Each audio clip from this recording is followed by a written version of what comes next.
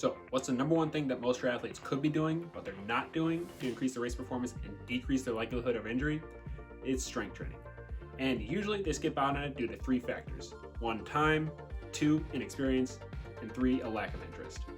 But what if we could go over a program that could solve all three of these problems? Now this video comes with a free 12-week strength training program that you can find down in the description. But to solve the first problem, time, let's go over what we can do. We'll be aiming for 2 strength training sessions per week so we can actually see progress. Both of these should take anywhere between 30 to 40 minutes. Now, research shows that you can replace up to 20% of your endurance training with strength training and still see a lot more benefits when it comes to your races. So, when you're doing these, what you can do, since most of us will be training indoors with the coming cold, after a spin session, after swimming, after running on the treadmill, tack these on to the end of your swim bike runs. Now to solve the problem, if you don't have experience with strength training, this video will be linked to another one with the warm-up that's included in the 12-week strength program, demonstrating all the exercises, and also requires very minimal equipment, just a resistance band that you can usually find at a gym or is very cheap to buy. The next point to make is that most of your exercises can be done on easy-to-use machines as long as you're targeting the right muscle for you, which we'll go over later.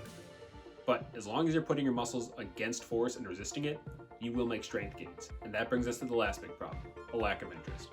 Look, I get it. It just might not be your thing. But I think once you start to know what you're doing and see some progress, you might actually start to like it. Plus, think about this. It's making you better at triathlons, which is what you like doing. But in the meantime, here's a couple other points you can use to make it more enjoyable for yourself. 1, try to bring an accountability buddy for you. Say you just did a spin class with somebody else, bring them to the gym and do the sprint strength workouts for you. Or the other option is if you have classes like Peloton classes that have strength training involved, you could do those classes and just add on the extra heavy portion lift, which will take 5 minutes, again, after your swim or bike. And that brings us to the actual program. What does it entail? Well, there's 2 main points. 1, it's going to drive your performance, and 2, it's going to hopefully help prevent injury. So how I'll do those 2 things? The first point is to really find 1 to 2 movements that really challenge your muscles. This can be like a leg press that's challenging a lot of the muscles in your legs, and you're working up to a heavy weight for 3 sets of 5 reps. The 5 reps should be very challenging, and you would have to rest between each set. The second point is working muscles that you have a history of injury with.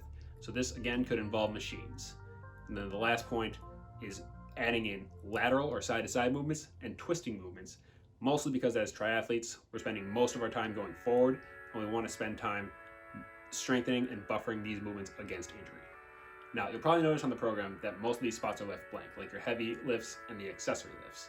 Heavy lift could be, like I said, the leg press, very simple, beginner-friendly, or a squat if you have the experience. The accessory lift could be anything from seated to prone hamstring curls, seated knee extensions, or any upper body work, using the muscles that have been injured on you in the past to help buffer them against injury.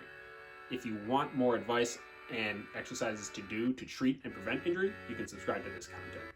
Now, going over the time factor again, make each part of the program intentional. The warm-up is also part of the workout. You're going to keep moving through each movement though to save your time. Once you get to the heavy lift, you're going to do, like I said, 3 sets of 5 and rest 90 seconds between each set.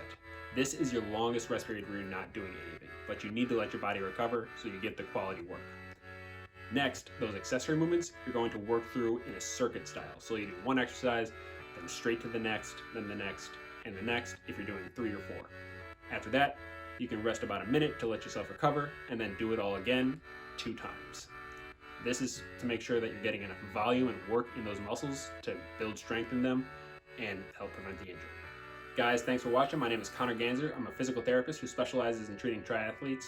If you want that warm-up video for the demonstration of the exercises, it'll be linked in the description below, as well as a strength program. Thanks again. Don't forget to subscribe, and signing off.